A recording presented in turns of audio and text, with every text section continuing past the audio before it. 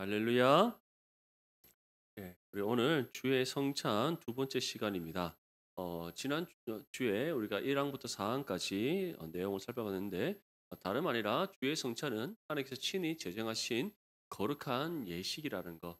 그래서 서서히 우리가 잔을 떡과 잔을 나누어서는 안 되고 이 떡과 잔을 나눔이 정말 우리가 예수님의 십자가의 죽음에 대해서 우리를 위하여 자신의 몸을 찢으시고 피 흘리신 예수님의 그 희생을 우리가 기념하며 감사함으로 영광을 올려드리는 그러한 은혜의 예식이라는 것. 우리가 그러한 성찬에 함께 참여할 때 하나님께서 또한 우리의 심령을 회복시키시고 주님의 그 십자가의 은혜와 사랑, 그 희생을 다시금 기념하며 또 그 은혜대로 살아가는 그런 삶이 되게 하시는 그런 역사가 있다는 것을 함께 살펴봤습니다. 그래서 오늘은 또 5항부터 8항까지 내용을 통해서 한 번 더 주의 성찬에 대해서 구체적으로 말씀을 나누도록 하겠습니다. 먼저 5항의 1번입니다. 성찬의 외적 요소와 성찬의 내용인 예수님의 몸과 피는 어떤 관계를 가지나요?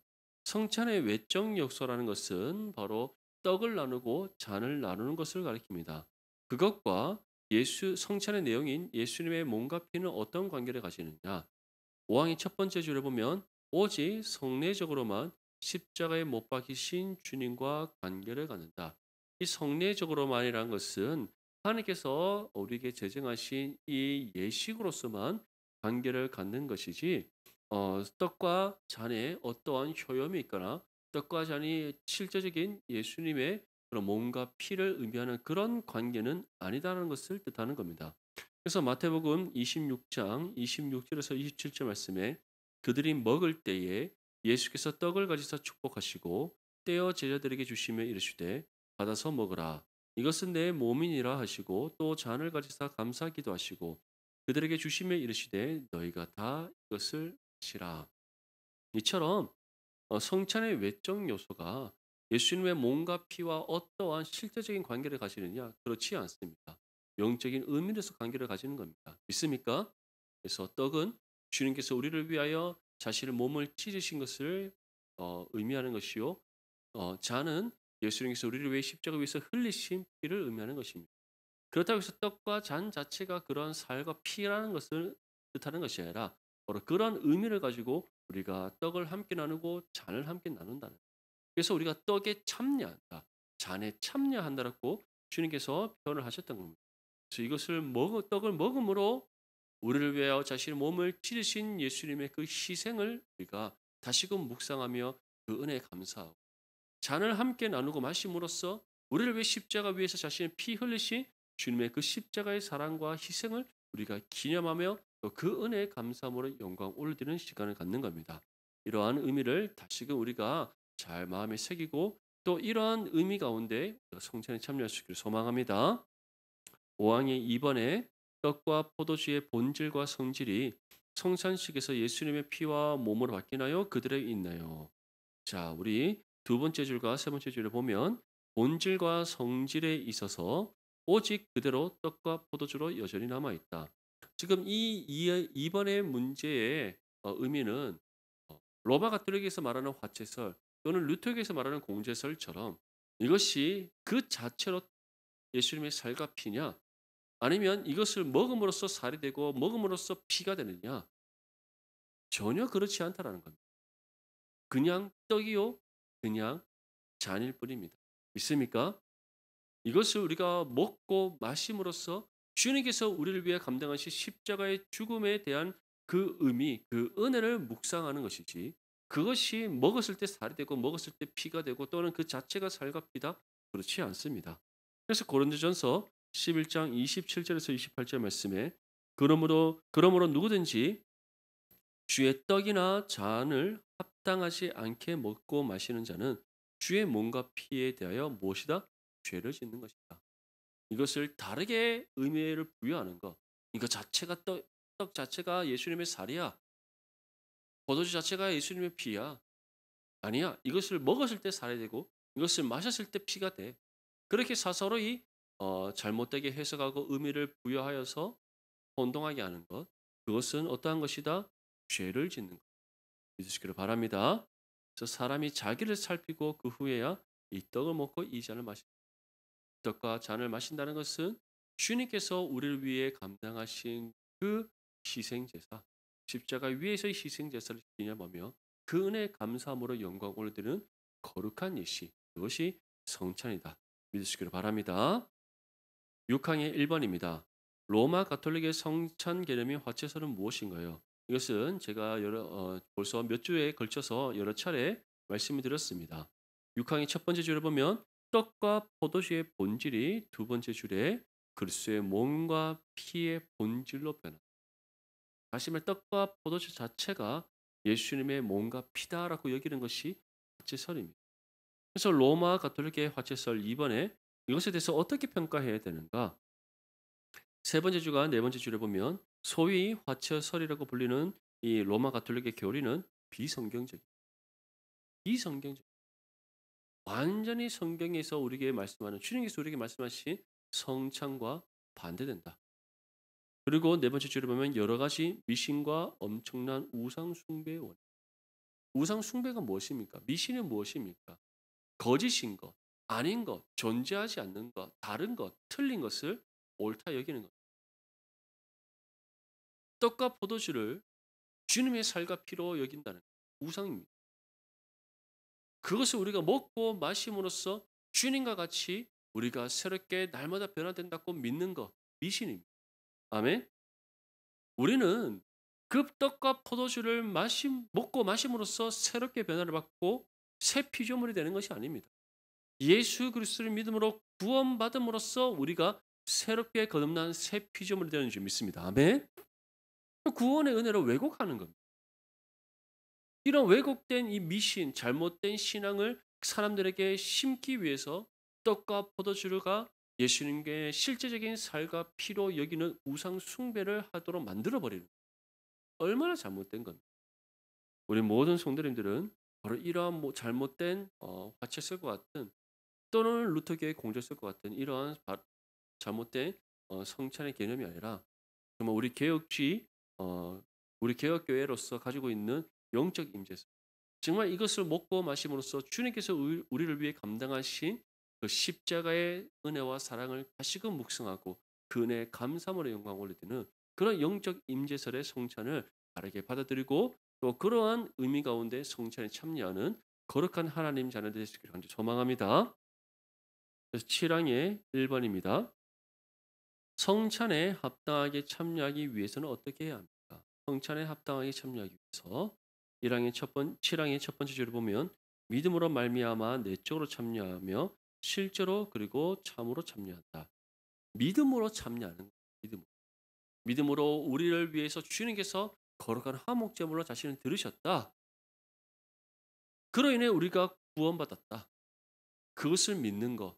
또한 우리가 떡과 잔에 함께 참여함으로써 주님의 십자가의 은혜와 사랑 우리가 회복하고 또 그 은혜와 사랑 가운데 주님 앞에 합당한 삶으로 나아간다. 그러한 믿음으로 우리가 성찬에 참여해야 하는 겁니다.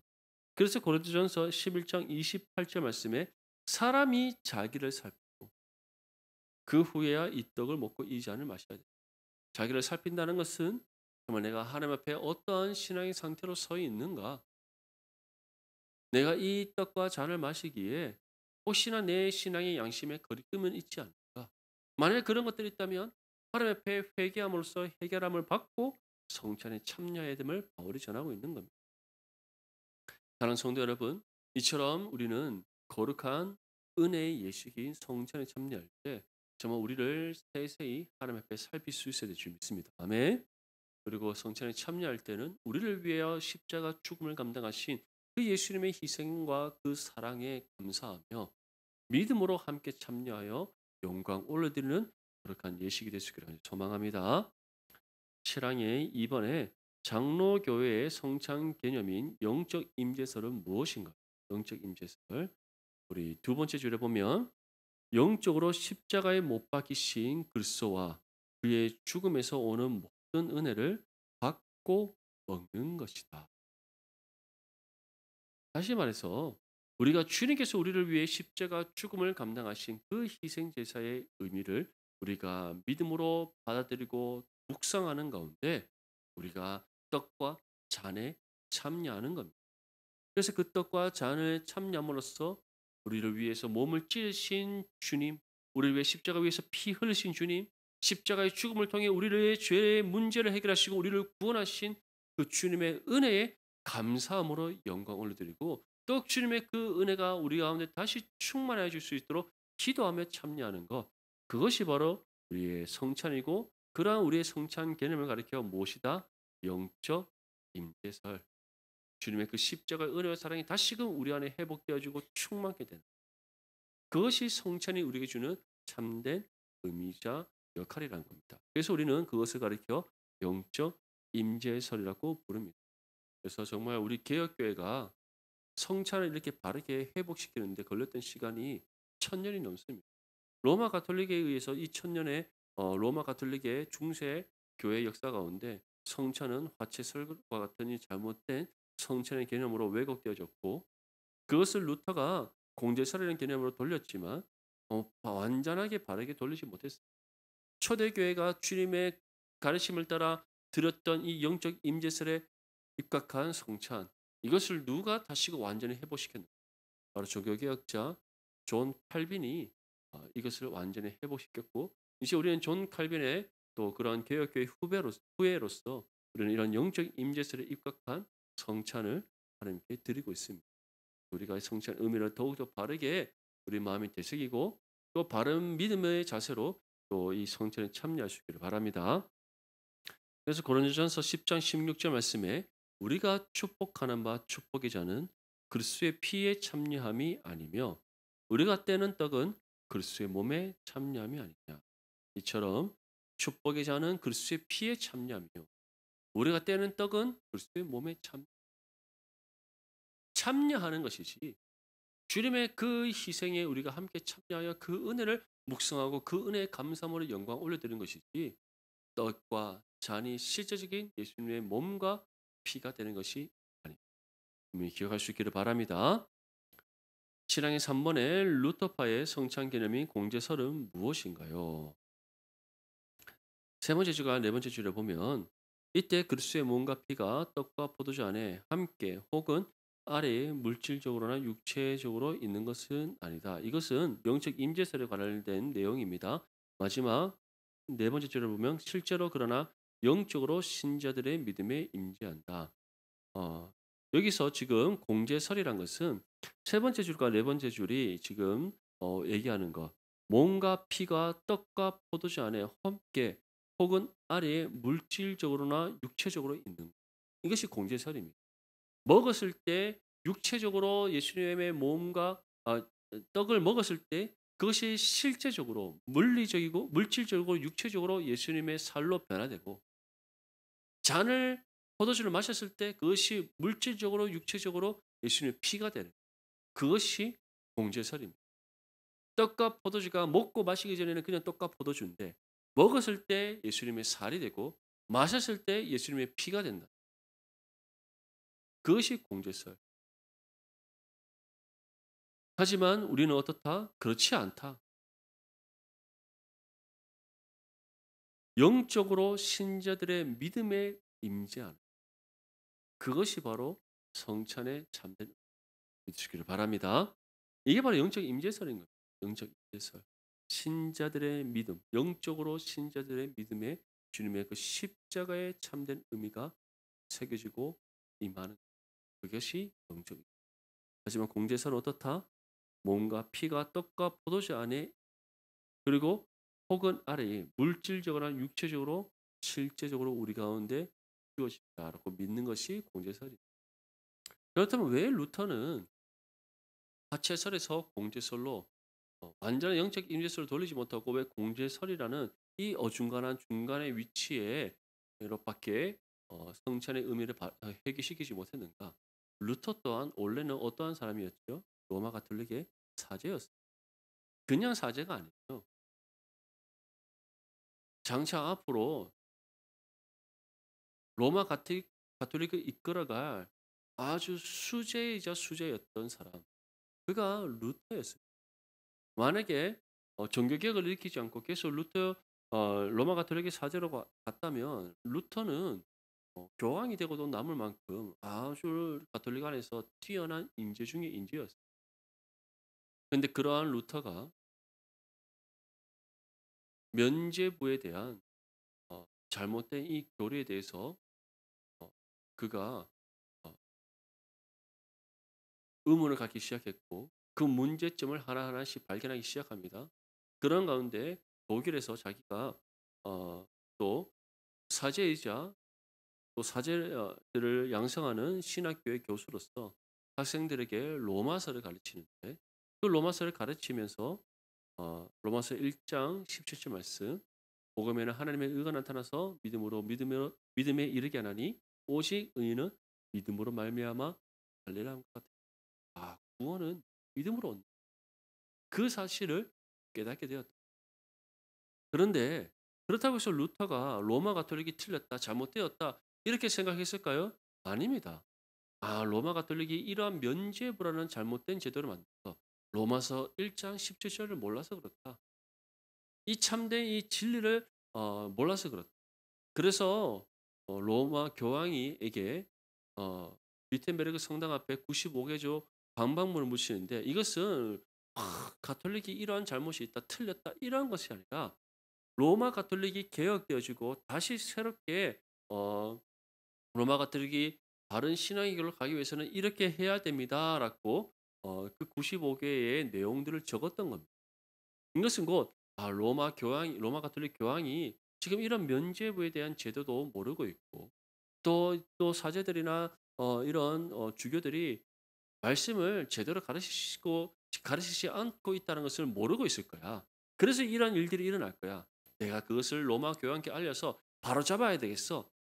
그래서 붙인 것이 95개조 반박문입니다. 한마디로 루터는 종교 개혁을 일으키고자 하는 그런 마음, 로마 가톨릭을 이 잘못됐다는 것을 세상에 공포하고 새로운 개혁교회를 세워야 되겠다. 이런 마음 정말 개미 눈꼽만큼도 없었던 겁니다. 교황이 이러한 부패, 종교 지도자들의 부패를 모르고 있다. 그래서 그것을 알리고자 하는 마음으로 95개조 방법문을 붙이는데 알고 봤더니 이러한 모든 로마 가톨릭의 면죄부부터 해서 잘못된 화채설, 성찬의 화채설이나 이런 모든 것들 다 누가 만들었어요? 교황이 결국 교황 입장에서는 이 녀석이 내가 그렇게 이뻐해 주고 장차 내 후임의 교황으로 세우려고 내가 그렇게 알뜰살뜰 살피고 있는데 이게 나한테 대들었어? 나를 대항해서 나의 잘못과 치부를 세상 사람들에게 다 알려버렸어? 안 되겠어. 루터 잡아와 이래 돼 버린 거야. 루터는 갑자기 교황이 왜 저러지 하다가 살렸고 이제 도망가 버린 거죠. 근데 하나님께서는 그런 루터라는 한 사람을 통해서 종교개혁을 일으키게 하시는데 루터 또한 어떠한 것을 벗어던지지 못했던 거예요. 가톨릭에 자신이 이전에 가톨릭에 몸담았던 그 모든 흔적들을 깨끗이 다 씻겨내기는 어려웠던 거예요. 그게 종교 1세대 루터뿐만 아니라 종교 1세대들의 한계였다는 거죠. 그 1세대의 한계를 우리가 소위 1.5세대라고 말하는 멜랑히톤과 또는 츠빙글리가 또 많이 벗겨내고 또 개혁을 일으키 하지만 1.5세대도 여전히 가톨릭의 영향을 많이 받았었기 때문에 완전히 개혁시키기가 어려웠어요. 그래서 이 개혁이 누구의 때에 완성되는가? 종교 개혁의 2세대 때 완성되는데 그때 그 역할을 감당했던 사람이 바로 존 칼빈이었다. 그래서 우리가 그 칼빈에 의해서 완전한 종교 개혁이 완성되어지고 또 그 종교 개혁의 신앙의 어 계승이 지금까지 이어져서 우리가 개혁 교회를 이뤄가고 있는 겁니다. 그래서 가채설이든 공제설이든 이런 모든 것들은 성경과 맞지 않기 때문에 우리가 반드시 배격해야 되고 우리는 영적 임재설을 따라서 믿음 안에 정말 영적으로 또 우리의 믿음 안에 예수 그리스도의 그 십자가의 참된 의미가 임재하고 그 은혜와 사랑 가운데 우리가 감사함으로 영광을 올려드리는 거룩한 성찬이 되야 된다는 것을 다시금 기억하시기를 소망합니다. 사랑의 1번입니다. 불신앙을 가지고 또는 악한 모습으로 성찬에 참여하면 어떻게 되나요? 네, 일단은 불가능한 일입니다. 맞죠? 불신앙을 가지고 성찬에 참여한다. 이게 가능한 일입니까? 불가능한 일이겠죠. 하지만 파랑의 첫 번째 줄을 보면 주님의 몸과 피를 범하는 죄를 지으며 그들 자신의 파멸을 초래. 하나님께서 그 죄에 대해서 반드시 심판하신. 그래서 성찬은 참여할 수 있는 자격이 어떻습니까? 세례와 입교한 사람만이 성찬에 참여하고 만약에 자신이 신앙의 양심에 거리끼는 것들이 있다면 참여하는 것이 옳다라고 우리가 성찬 때 항상 먼저 앞에서 공부하지 않습니까?